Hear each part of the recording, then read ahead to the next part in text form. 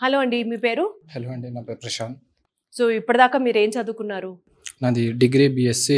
హ్మ్. ఇప్పుడు మాస్టర్స్ చేద్దామని యూకేలో ట్రై చేద్దామని వచ్చినండి. సో ఎలా ఉందండి అప్రోచ్ ఇక్కడ? వీళ్ళ చాలా బాగుందండి receiving. Starting Narun Reddy sir receive చేసుకున్నారు. మొత్తం ఎండ్ టు ఎండ్ ప్రాసెస్ వీలేదే ఉంది. నేను విజిటింగ్ కూడా జస్ట్ ఒకసారి ఏమో అయినా అంతే.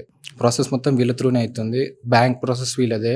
ఆల్రెడీ నాకు శాంక్షన్ అయింది లోన్ 45 lakhs నాన్ కొలాటరల్. అది ఆ ప్రాసెస్ కూడా మొత్తం వీలే చేసుకున్నారు. మనకంటూ ప్రెషర్ అంటూ ఏముండదు, మొత్తం వీలే చేసుకుంటారు.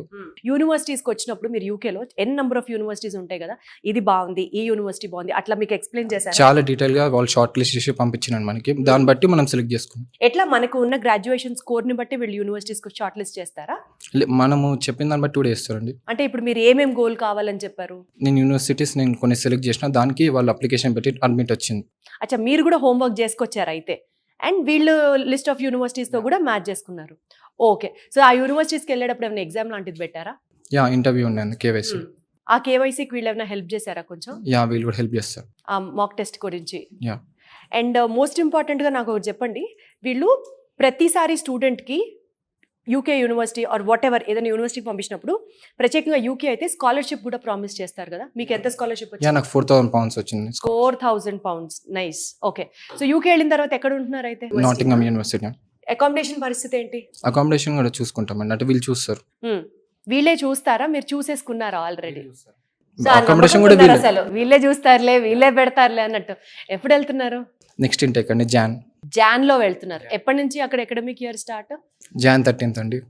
ఏ కోర్స్ చేస్తున్నారు మాస్టర్స్? నేను ఎంఎస్సీ బయోటెక్నాలజీ అండి, with placement, sandwich placement year. ఇది విత్ ప్లేస్మెంట్స్ అన్నది మీకు ముందరే ప్రామిస్ చేశారా? ఏంటి చెప్పండి, అది కాస్త డీటెయిల్డ్ గా. అంటే ఆఫ్టర్ స్టడీ 1 year మనకు కోర్స్ ఉంటుంది, సెకండ్ ఇయర్ ప్లేస్మెంట్ ఇయర్ ఉంటుంది. ఆ ప్లేస్మెంట్ ఇయర్లో వాళ్ళు అక్కడ ఇంటర్వ్యూస్ అటెండ్ అయ్యి ఇంటర్న్షిప్ చేసి ప్లేస్మెంట్ కొట్టొచ్చండి.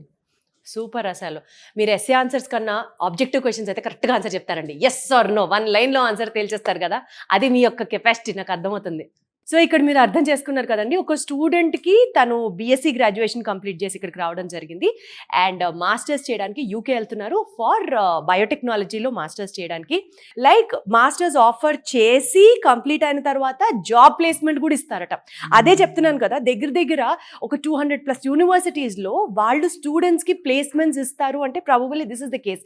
లైక్ అక్కడే చదువుకుంటారు, వాళ్ళే ప్లేస్మెంట్ కూడా ఇస్తారు. Because the second year is called as internship year.